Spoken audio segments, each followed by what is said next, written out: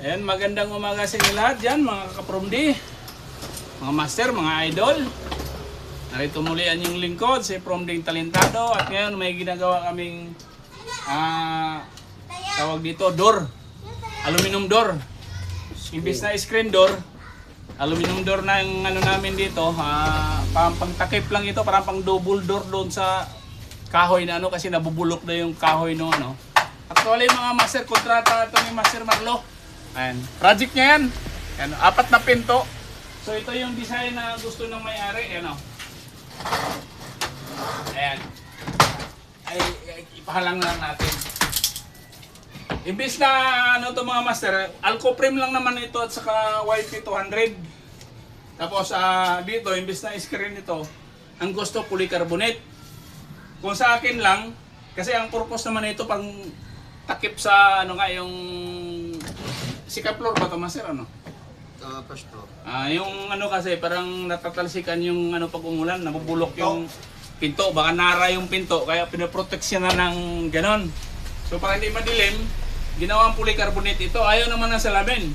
Pero para sa akin sana ito, mas maganda kung salamin ito, kaya tinimpered na lang ng salamin, di ba? Eh project naman kasi ito ng master at saka mababa rin ng Kalidad. kontrata niya rito, parang ano lang ito, nasa 7.5 lang bawat isa nito, tumawad pa. So 7,000. So magka-problema lang dito kasi hindi alam ni Master ito gagawin. Ito. Ayan, nasimbol namin kapin, apat yan. Dalawang gano'n, dalawa yan. Pagsilip ko nga sa inyo muna mga Master. Yung isa na yun. Tapos dalawa yung maliit na pinto, backdoor. Ito main door, dalawa. Papang apartment kasi ito mga Master. Ayan, ginagamitan natin ng frame. Ito, ginagamitan natin ng ano to? Glass divider, SD glass divider. So, pasilip ko lang sa inyo yung ano natin. Kasi yung iba pag gumagawa kasi nito mga master, ito dinidiretso, di ba? So, pangit na. Ang gusto kasi ng may-ari, para naka-float yung buhay, mabubuhay yung ano, buhay yung frame. Wala siyang diretsong ganon. Ito, pareho ang sukat dito. So, wala siyang frame. Para naka 45 degrees. Para siyang, kumbaga sa para naka picture frame, di ba? Kung titingnan. Yan nga lang, hindi lang maganda kasi polycarbonate nga ang gamit dito. Ayan, ito yung ginagamit, oh. Ayaw niya ng ano eh. Yan. So, ito yung dingding niya dyan. Di ba? So, hindi ako nagagandahan pag ganito. Yung ano. Bakit ito dingding? Maganda sana kung ginaglas ito or kinitimpered, di ba? Yan ang gusto ng may-ari eh. Pang protection lang naman daw sa ulan. So ito, ayan, tanggalin mo na. Dito ba? Hindi ko lang pinakita yung pagka-symbol kahapon kasi binabagyo master. Abag nga. Ang dumi nga gawa namin. Puro birota. Ayan. Tanggalin na rin itong mga master. Ayan. Ito pagkakas. Para di ka mahirapan pag mamaya. Parang kala ko hindi nabiyak. Biyak pala. Ayan, dito mga master, naka-scroll muna natin. Ayan. Ito. Mayroon tayong ilapit mo para makita ninyo. I-share ko lang naman to mga master para magkaroon kayo idea. Baka magkaroon kayo ng trabaho na ganito. Ayan. SD na glass divider, lagyan natin siya ng flat bar sa loob, i-rebits natin. Tapos ilagyan natin tornilyo doon sa may tornilyuhan, di ba? Ayan o. I-screw lang natin doon sa may screwhan, di ba? Yung ano. So makasimbol lang natin siya ng ganon, di ba? Oh. Ganda na ng pagkasimbol. Hindi yung iba kasi nito, naka 45 degrees nga, problema, dikit-dikit lang. Didikit dito, didikit. So ano, baka lumihis yung ano. Ito, hindi na siya maglilis kahit wala pa siyang silan. Gawa ng yung ano natin dito, may screw, yung screw, di ba? So tapat na siya. Ito lang itong patayo natin, depende, lagay ka ng ano dito, kung saan yung hugutin natin, yan ang lagyan yun yung flat bar. Tapos butasin nyo doon sa tapat ng screwan, naka 45 degrees na. Kasi hindi na pwedeng i-screw natin dito, mapipingas kapag diretso butas lang. So lagyan natin siya ng flat bar, pubutasin natin. Para ano? Naka-ribbit yan, abot naman ng ribbit yan, okay? Tornilyo ninyo. Oh. Yan ah. Mabuo nyo na to parang frame. Saka natin sasalpak ng ganon, di ba? Oh. Yan. Ngayon, sige ma. Tanggalin namin. Tanggalin mo na master. Ilagay natin yung polycarbonate. I-try ko na sa inyo para may idea kayo. Nakasit up na yan. Plano ko talaga to. Project ni Master Land, ginawa natin ng paraan. Kasi ngayon lang din siya naka-encounter ng ganitong project. So, i-share natin yun sa kanya yung kaalaman natin, di ba? Oo, tama. Bahala na siya magkakabit nito, basta natulungan natin siya na pag-assemble sa mga ganito. Eh kung sa iba naman niya ipagawa, hindi ganito ang kalalabasan. Di ba? Kung ako gumawa nito, pulido. Ayan, ganoon lang. Tanggalin lang natin yung naka-simple pa rin siya, hindi siya dikit. Yung iba kasi may nakita nila kung gumawa nito na dikit-dikit lang. So mawala sa alignment. O yan o. Lagyan ng technique ba? Ayan o, i-rebit siya lang. Yung butas yan, may screwan. Diba? O, ganun lang technique. Ikunin mo yung mga master. Ayan, yung mahaba yata, yung mahaba. Polycarbonate eh. O, yun lang ang abot kaya siguro ng Yan lang ang inabot ng... Mayroon namang polycarbonate mga master na solid. Eh mahal na kasi masyado rin yan. Hindi na pasok sa budget ni master. Budget. Malulugi. Pasok sa kontrata ka problema, walang kita. Parang thank you. Oh. Ayan oh. Oh, yan. So kailangan pa rin kumita ng konti, di ba? Kahit konti lang, pambigas-bigas lang.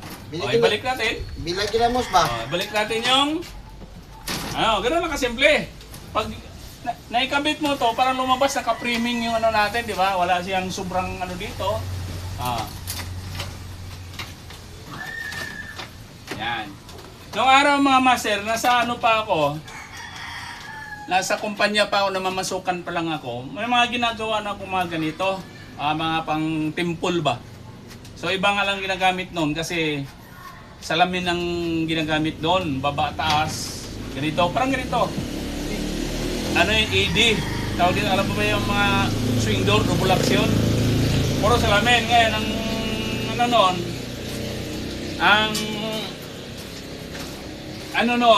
salamin ito, puro etching, glass etching. Yan ito, naka-drawing ng dragon yan, dragon dito. Yan, parang ganito, ganun din dito sa baba. Pang temple ba ng mga inchik ba? Yung mga ng simbahan ng mga inchik. Ngayon, ito nasa gitna, Buddha ito. Nung kinabit ko, napakaganda ang tingnan. Parang ganito, naka-float rin yung Kaya lang, hindi pa ako sa cellphone nung araw. Pa lang, gamit nung araw, beeper pa lang. Pager.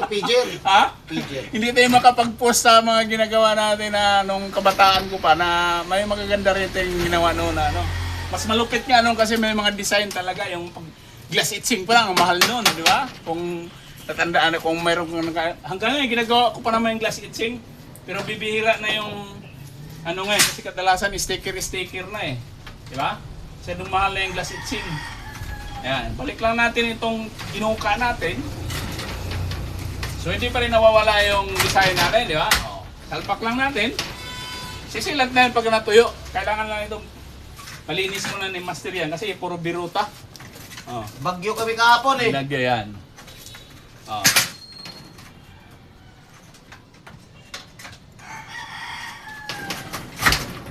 Ganun ka, nawala yung kalso master Kalso mo dyan, yung sumama siguro sa Kailangan kasi rin master, yung ibang YP200 din kasi, pagka kinakalsuan namin ng kasi minsan masyadong lubog ito, naka-encounter kayo, di ba? Dito, ang gap, hindi magpareha, yung iba, magdikit na yung design, so ang pangit nun. Kailangan pa rin talaga nating, ito na lang master, putulin mo. Nawala yung isang kalso eh. Ayan, kinakalsuhan ko ng cladding yan na maliliit para magpareha yung pinaka-stripe niya, guhit. Yeah. Importante yan kasi masakit sa mata yan kapag yan. Kailangan yung distansya nito at saka yung sumunod na dugtungan, pareha. Ganun ako pag gumawa. Hindi pwedeng salpak lang ka ng salpak na may problema na pala. Diba? Ganon din ako pag gumawa. Kailangan pasado na sa mata natin. Kung magandahan na tayo, maganda yung gawa natin, ibig sabihin, maganda na rin sa customer yan. Kasi kung tutuusin, mayroong mga customer na masisilan, magkatagpo tayo ng ganon, eh, kailangan sayo pa lang kasi alam naman natin gawa natin yan, alam naman natin kung anong maganda or pangit, di ba? Kasi manggagawa tayo. Hindi naman pwede sa ano, akin yung, okay na yan, gawa na yan, pwede na yan. Hindi sa akin yung ganong mga master, sa akin gusto ko pasado sa mga tao ko dati, pagka hindi ko magustuhan sa paningin yan, baklasin yan, ulitin yan. Wala eh. Yan ang order ng mayari. Di man tayo masusunod eh. Oh. Isa-suggest natin yung pinakamaganda. Ayaw. Ayan. O, ganon ka. Maganda rin naman ito mga master, ha? Titignan nyo. Ito ngayon ko lang din na-encounter itong ano, pero ayun nga, ulitin nga, ganito mga ano. Pero ayaw ko ng ganyan, polycarbonate. Ayan. Rivets mo na lang, naka-butas-butas na yan. Asan yung rivet natin? Ayun gitna, wala pa palang, ano to? Ayan. Pwede mayroon palang butas sa gitna. Saan nilagay yung carbonate, ano natin? Ha? Yung mga rivets. Nasa ano? Yung plastic? Ha? Plastic? Ayan, putol-putulin mo natin yung video natin mga master konti, saka umakakaba. Ayan na pa ni Master Marlo yung rivets. Ngayon medyo gumanda ang panahon ngayon mga master. Salamat naman at kapon talagang binabagyo kami rito ng gumagawa. Lakas ng ulan kapon. Muntik na naman kami inabot ng baha.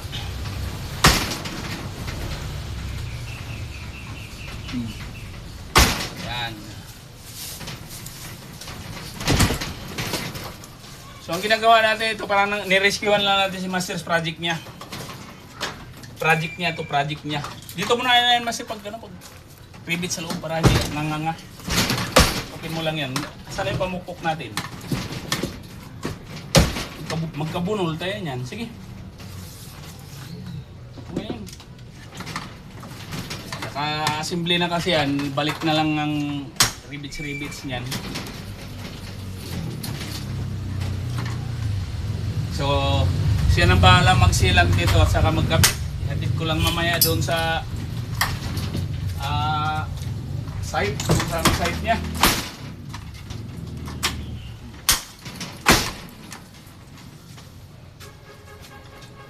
Si busy pa rin ako master, may, di ba, may mga ginagawa ko mga grill. Oh, hindi pa tapos yung mga ano, siningit ko lang yung kanya. Plano ko talaga yan, kaso lang naunahan lang ako. Iiyak na siya, iiyak na kasi mahirap daw.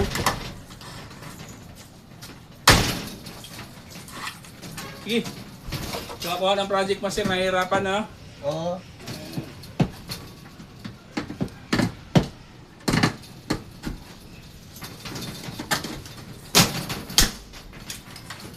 Charge to experience lang naman yan. Sa sunod naman nito, pag Kupira, nagkakako na, pasok na sa memory ni Maserian.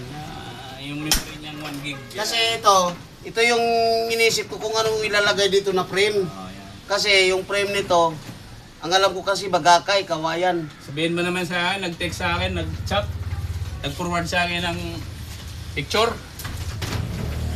Sabi niya sa akin, kaya ko ba daw gawin yan? Sabi niya, kahit mukha mo pa, kaya kong gawin ko. Kahit mukha mo pa, kaya kong gawin. Sabi niya, inuuna mo kasi pag revit yung ano, dapat pag una ka revit sa loob eh. Mambihira ka talaga. Para hindi itutulak. Babata kaya, ganyan yan. Pag re-revits pa lang sir, kailangan pang ikukorek. Oh. Kasi pag sa labas ka una mag-revits, babago yung ano. Yan na, pwede na yan. Okay. So siya ang bahala nito, no? So 4 yan, bahala na siya kung saan niya ilagay yung bisagra, o paano niya ikabit ito, sukat naman niya ito. Di ba? Oh. Yan, okay na? Yan. Sukat ko yan, master. Yan yung isa. Ang problema niyan, pag sumikip yan doon, tapyas yan. Kaya mo sikip. Nakaprogram na yan.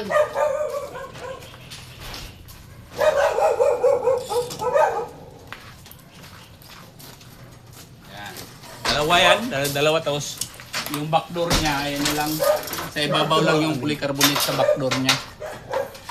Ganun pa rin naman gagawin, naka-sit up na yan, sasalpakan lang yan. Ayan, hindi na namin ni-rivets yung ano niyan kasi naka-sit up yan, di ba? So, alam na natin kung saan isasalpak yung ni-rivets yata eh. Ha? Wala. Eh, Pagka-ready dito eh. pupuk mo na ano. Yung kahoy. Yung kahoy, saan ba yung 2x2? Yung 2x2. Pagbaba eh, tuwad mo. Para mapabor pagpupuk. Puta yan, bagong-bago yung screwdriver ko. Ginawa martilyo na naman yun. Walang yan. Eh, tapos magre-reklamo pag nasisira. Masakit sa kamay. Anak ng kapatid ka. Tanda na kung pinistro. Kaya hindi ka pa bumili. Ito nga lang, hugutin lang natin to. Diba? Tapos ito may tapyas. Ay, hindi na rin naman ito hugutin. Ba't ito hinugutog ka? Hindi hugutin yan. Ito lang hugutin. Tanggalin yung pagka-screw. Ayan. Saglit lang naman ito na may nasimbol din kahapon mga master. Kahit umulan, half day lang. Yung 4 na yan. Diba? Kahit umulan, wala kaming tigil sa kawalan. Yeah, 4, tinira lang namin ng kalahating araw. Ngayon lang namin nabili yung carbonate kasi nahirapan kami maghanap ng polycarbonate. Meron naman doon sa ano, medyo mahal, hindi kaya sa, hindi ma-afford.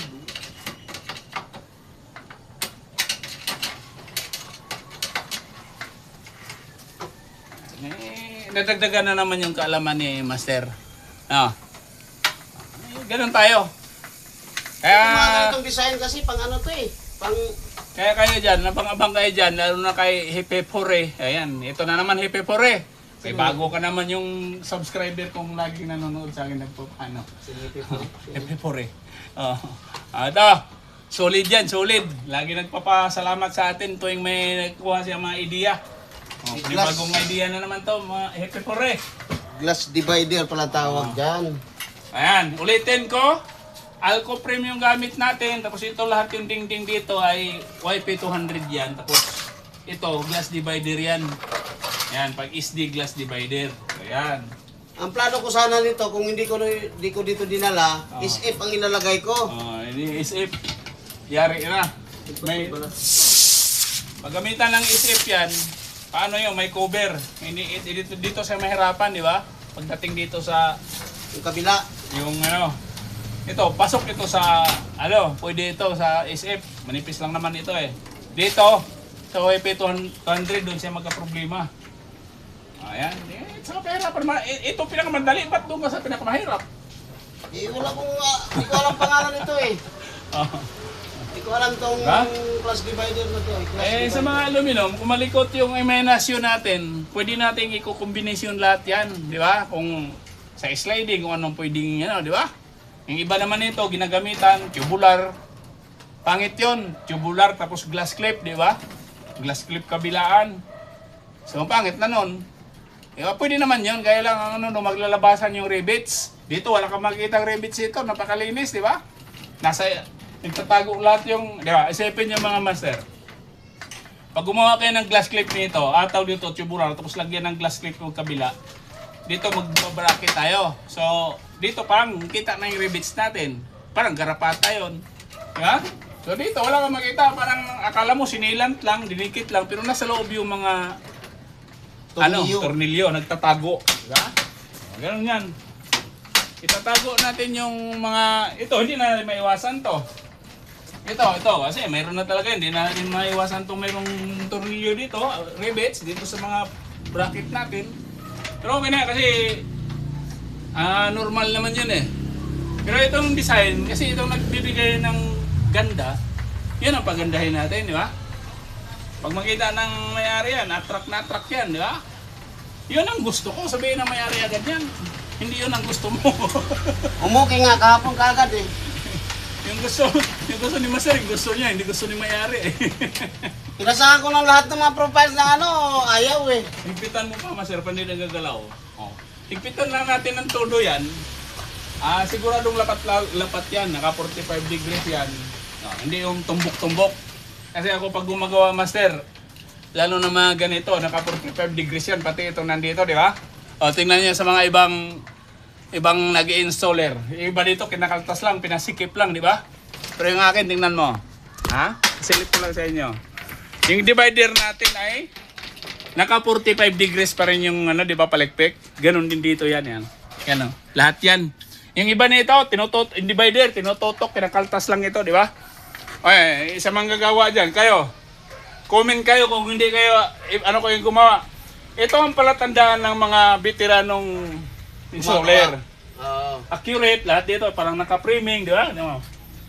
Kung itutok mo yan, pag tinutok mo to dito, ang pangit na, di ba? Ito naka 45 degrees sa baba. Tapos pagdating dito, hindi ka naka 45 degrees. O sira na yung design natin. Samantalang yan, tingnan mo lahat yan. 45 degrees yung gilid, 45 degrees yung pinakapalikpik, naka 45 degrees ka rin dito sa design natin. Di ba? 100% na quality yan. Pag ganun kayo gumagawa. Ay, putang yan.